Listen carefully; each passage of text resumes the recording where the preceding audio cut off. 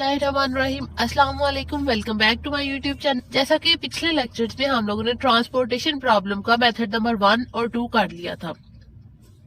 आज हम लोग इसका मेथड नंबर 3 करने जा रहे हैं, वोगल्स अप्रोक्सीमेशन मेथड। ठीक है, इसके थ्रू हम लोग देखेंगे कि हम लोग किस तरह कॉस्ट निकालते हैं और हम लोग इस चीज को भी देखेंगे कि हमारे पास north west coordinate, least cost method और वोगल्स अप्रोक्सीमेशन मेथड में से सबसे एक्यूरेट कौन सा है। ठीक है, तो चलिए हम लोग स्टार्ट करते हैं।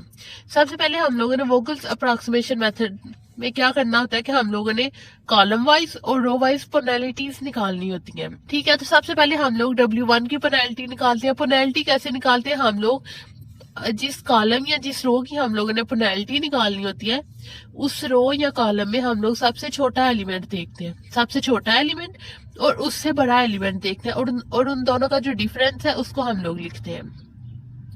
जैसे हम लोग W1 की पेनल्टी निकालने लगे तो हम लोग इस कॉलम में देखेंगे डिमांड और सप्लाई को छोड़ के कि इनमें से सबसे छोटा नंबर कौन सा है। सबसे छोटा नंबर इधर 13 है और 13 से बड़ा हमारे पास 17 है। ठीक है, ये दो एलिमेंट जो है इस कॉलम में सबसे छोटे हैं, तो हम लोग 17 में से 13 को निकालेंगे तो हमारे पास क्या आएगा 4। इधर हम लोग लिख लेंगे 4, इधर हम लोग 4 लिख लेंगे। अब नेक्स्ट हम लोग W2 में आते हैं। इधर हमारे पास सबसे छोटा नंबर कौन सा है 11 और इससे बड़ा नंबर कौन सा है 14। ठीक है, 14 में से 11 निकाले तो हमारे पास क्या आता है 3। हम लोग इधर 3 लिख लेंगे। अब W3 में देखते हैं, सबसे छोटा एलिमेंट हमारे पास 12 है और उससे बड़ा 15 है। ठीक है, 15 में से 12 निकाल ले तो हमारे पास क्या आता है 3 लिख लेंगे। उसके बाद W4 है। W4 में सबसे छोटा एलिमेंट हमारे पास 12 है और उससे बड़ा 13 है। 13 में से 12 निकाले तो हमारे पास क्या आएगा 1। ये हम लोगों ने कॉलम W1, W2, W3 और W4 की पेनल्टी निकाल लिया। अब हम लोग रो वाइज देखते हैं। सबसे पहले F1 की पेनल्टी निकालते हैं। हम लोग देखेंगे कि F1 में सबसे छोटा नंबर कौन सा है 11, उससे बड़ा कौन सा है 13। ठीक है, 13 में से 11 निकालेंगे तो हमारे पास 2 आ जाएगा। हम लोग इधर 2 लिख लेंगे। उसके बाद हम लोग F2 में देखेंगे, सबसे छोटा एलिमेंट हमारे पास 12 है, उससे बड़ा 13 है। 13 में से 12 निकाले तो हमारे पास क्या आता है 1। इधर हम लोग 1 लिख लेंगे। उसके बाद F3 में सबसे छोटा एलिमेंट हमारे पास 12 है, उससे बड़ा 15 है। 15 में से 12 निकाले तो हमारे पास 3 आ जाएगा। ये हम लोगों ने इसकी पेनल्टीज निकाल ली है। ठीक है, पेनल्टीज निकालने के बाद वोगल्स अप्रोक्सीमेशन मेथड में हमारे पास क्या काम होता है कि हम लोगों ने कॉलम और रो में देखना होता है कि किसकी पेनल्टी सबसे ज्यादा है, कौन सी पेनल्टी हायर है। ठीक है, तो इन पेनल्टीज में देखें तो सबसे हाईएस्ट हमारे पास 4 पेनल्टी है। ठीक है, मतलब हमारे पास W1 की पेनल्टी जो है वो सबसे हाईएस्ट है। ठीक है, W1 की पेनल्टी हमारे पास ग्रेटर है, तो हम लोग W1 में देखेंगे सबसे छोटा एलिमेंट। W1 में हमारे पास इसकी पेनल्टी सबसे ग्रेटर थी, इसमें हम लोगों ने सबसे छोटा एलिमेंट देखना है डिमांड और सप्लाई को छोड़ के। तो इसमें सबसे छोटा एलिमेंट हमारे पास क्या है 13। हम लोगों ने इस नंबर को 13 को चूज कर लिया। अब हम लोग इसकी डिमांड और सप्लाई को चेक करेंगे। डिमांड और सप्लाई में जो चीज छोटी होगी हम लोग उसको लेंगे, उसको सप्लाई और डिमांड में से माइनस करेंगे और इस नंबर के साथ मल्टीप्लाई कर लेंगे, जैसा कि हम लोग पहले पीछे भी करते आए हैं। ठीक है, तो हमारे पास डिमांड इसकी 3 है और सप्लाई 2 है, तो हम लोग छोटी लेंगे, मतलब 2 लेंगे। 2 - 2 हमारे पास 0 आ गया। 3 - 2 हमारे पास 1 आ गया। ठीक है, तो इधर हम लोग क्या करेंगे, साथ 2 मल्टीप्लाई कर देंगे। अब हम लोग देखें तो हम लोग क्या करते थे कि जिस कॉलम या जिस रो का आंसर हमारे पास 0 आ जाता था उसको हम लोग खत्म कर देते थे। यहाँ हमारे पास F1 का आंसर 0 आ गया, तो मतलब हम लोग इस रो को F1 को खत्म कर देंगे। नेक्स्ट हमारे पास ये वाला टेबल आ जाएगा। ये वाला टेबल हमारे पास नेक्स्ट आ गया। हम लोगों ने सेम वही काम करना है, इसकी पेनल्टीज निकाल लिया। ठीक है, W1 की पेनल्टी क्या निकालेंगे, इसमें हमारे पास है 2 ये एलिमेंट। ठीक है, 2 ही है। सबसे छोटा 17 है, उससे बड़ा 18 है। 18 में से 17 निकाले तो हमारे पास क्या आ जाता है 1। W2 में हमारे पास सबसे छोटा एलिमेंट 14 है और उससे बड़ा 18। 18 में से 14 निकाले तो हमारे पास क्या आएगा 4। उसके बाद W3 में सबसे छोटा एलिमेंट 12 है, उससे बड़ा हमारे पास 15 है। 15 में से 12 हम लोग निकाले तो हमारे पास 3 आ जाएगा। उसके बाद हमारे पास W4 आ जाता है। W4 में सबसे छोटा एलिमेंट 12 है और उससे बड़ा 13 है। 13 में से हम लोग 12 निकाले तो हमारे पास 1 आ जाएगा। अब हम लोग रो वाइज चेक कर लेते हैं। F2 की पेनाल्टी निकालेंगे। इसमें हमारे पास सबसे छोटा एलिमेंट 12 है, उससे बड़ा 13 है। 13 में से 12 निकाले तो हमारे पास 1 आ जाएगा। उसके बाद हम लोग क्या करेंगे, F3 है। F3 में सबसे छोटा एलिमेंट 12 है, उससे बड़ा 15 है। 15 में से 12 निकाले तो हमारे पास 3 आ जाएगा। अब हमारे पास पेनाल्टीज निकल आई हैं। अब इन पेनाल्टीज में हमारे पास सबसे हाईएस्ट पेनाल्टी 4 है। ठीक है, तो हम लोग क्या करेंगे, W2 की पेनाल्टी है ग्रेटर, तो हम लोग W2 में सबसे छोटा नंबर देखेंगे। सबसे छोटा नंबर क्या है, 14। ठीक है, तो हम लोगों ने इस 14 जो है नंबर, इसको हम लोगों ने सिलेक्ट कर लिया। अब हम लोग इसकी डिमांड और सप्लाई चेक करते हैं। ठीक है, हमारे पास इसकी डिमांड 3 है और सप्लाई 6 है। ठीक है, तो डिमांड और सप्लाई में छोटी हम लोग देखेंगे वो 3 है।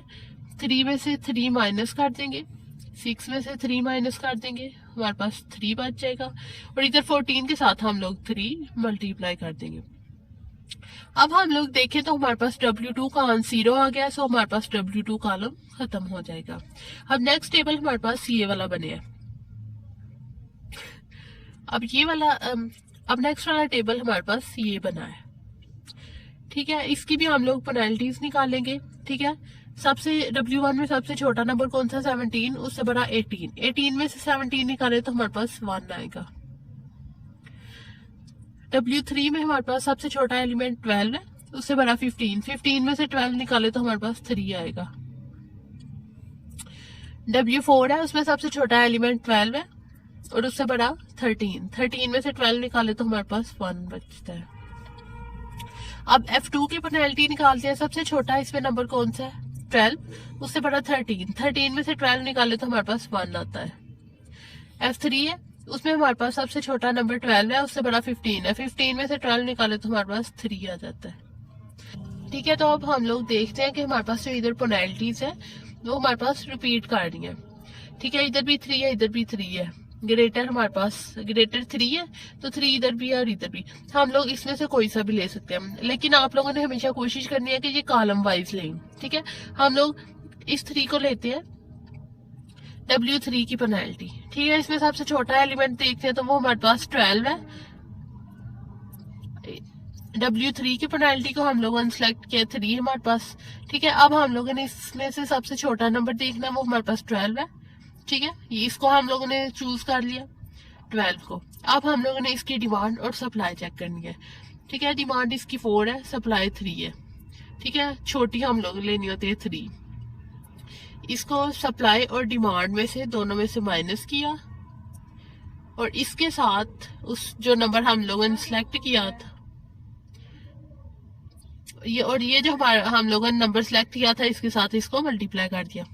अब आप लोग देखें तो हमारे पास F2 का आंसर 0 आ गया, सो हमारे पास ये रो जो है वो खत्म हो जाएगी।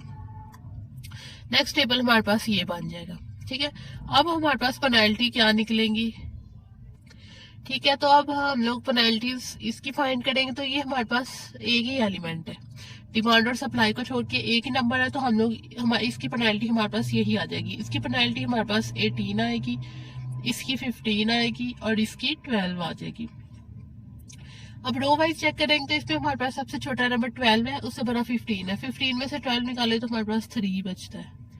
ठीक है, अब हम लोग देखेंगे कि इसमें सबसे ग्रेटर पेनाल्टी कौन सी है, सबसे बड़ी पेनाल्टी, तो ये हमारे पास 18 है। 18 है सबसे बड़ी पेनाल्टी W1 की। ठीक है, तो इधर हम लोग देखेंगे कि ये एलिमेंट 18 है, इसको हम लोग चूज करेंगे। इसकी डिमांड और सप्लाई चेक करेंगे। डिमांड 1 है, सप्लाई 7 है। डिमांड छोटी है, उसको हम लोग लेंगे, इसको डिमांड और सप्लाई में से माइनस कर देंगे और इस एलिमेंट के साथ मल्टीप्लाई कर देंगे।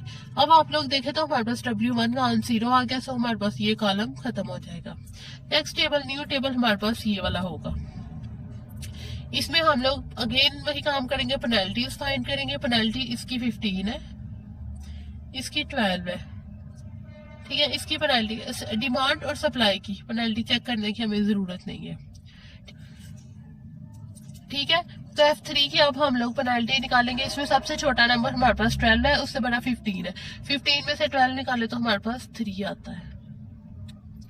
अब आप लोग देखें तो इसमें हमारे पास ग्रेटर पेनल्टी 15 है। ठीक है, सो इस कॉलम में हम लोग इस 15 वाले नंबर को चूज करेंगे। इसकी डिमांड और सप्लाई को चेक करेंगे।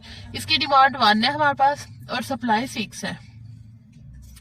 डिमांड है छोटी है तो हम लोग इसको लेंगे, इसको डिमांड और सप्लाई में से माइनस कर देंगे और इसके साथ हम लोग इसको मल्टीप्लाई कर देंगे। अब आप लोग देखें तो हमारे पास W3 का मान 0 आ गया, सो ये कॉलम हमारे पास खत्म हो जाएगा। जो न्यू टेबल है वो हमारे पास कुछ इस तरह से बनेगा। ठीक है, अब आप लोग देखें डिमांड और सप्लाई हमारे पास इक्वल है। ठीक है, तो हम लोग चाहे ये ले ले चाहे ये, डिमांड में से भी माइनस और सप्लाई में से भी माइनस करेंगे और इसके साथ हम लोग उसी को मल्टीप्लाई करेंगे। अब आप लोग देखें तो हमारे पास W4 का आंसर भी 0 है और F3 का भी, सो हमारे पास ये रो भी खत्म हो जाएगी और ये कॉलम भी खत्म हो जाएगा। अब हम लोगों ने क्या करना होता है कि ये जो हमारे पास एलोकेशंस होती हैं इनको हम लोगों ने एड अप करना होता है। सबसे पहले हमारे पास क्या है, 13 cross 2 plus 14 cross 3 plus 12 cross 3 plus 18 cross 1 plus 15 cross 1